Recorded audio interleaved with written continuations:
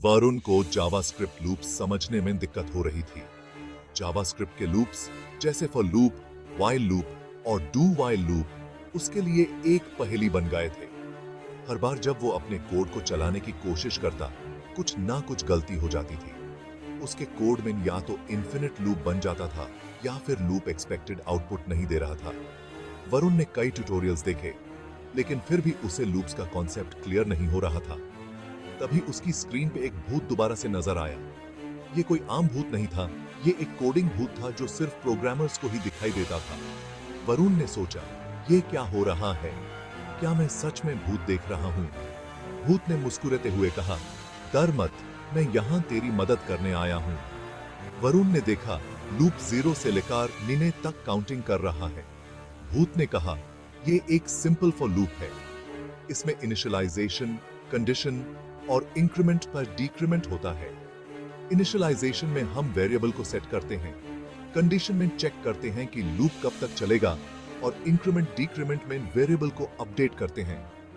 वरुण ने देखा, लूप भी तब तक चलता रहा जब तक कंडीशन ट्रू थी। भूत ने समझाया, जब तक कंडीशन ट्रू होती है लूप चलता रहेगा। जैसे ही कंडीशन फॉल्स होती है लूप रुक जाता है। फॉर एग्जाम्पल, अगर कंडीशन ई 10 है तो लूप तब तक चलेगा जब तक ई की वैल्यू 10 से छोटी है। वरुण को समझ आया, लूप एक बार जरूर चलता है।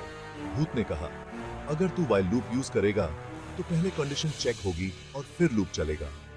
लेकिन अगर तू 2 व्हाइल लूप यूज करेगा तो लूप पहले एक बार चलेगा और फिर कंडीशन चेक होगी।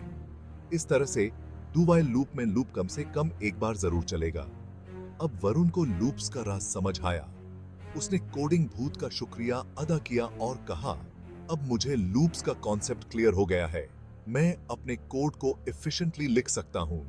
भूत ने मुस्कुराते हुए कहा, गुड जॉब वरुण, अब तू अपने कोडिंग स्किल्स को नेक्स्ट लेवल पे ले जा सकता है। लूप्स से एफिशिएंट कोडिंग करना अब आसान हो गया। वरुण ने देखा कि लूप्स का सही इस्तेमाल करके वो अपने कोड को ज्यादा एफिशिएंट और रीडेबल बना सकता है। उसने अपने प्रोजेक्ट्स में लूप्स का इस्तेमाल करके कई कॉम्प्लेक्स प्रॉब्लम्स को सॉल्व किया।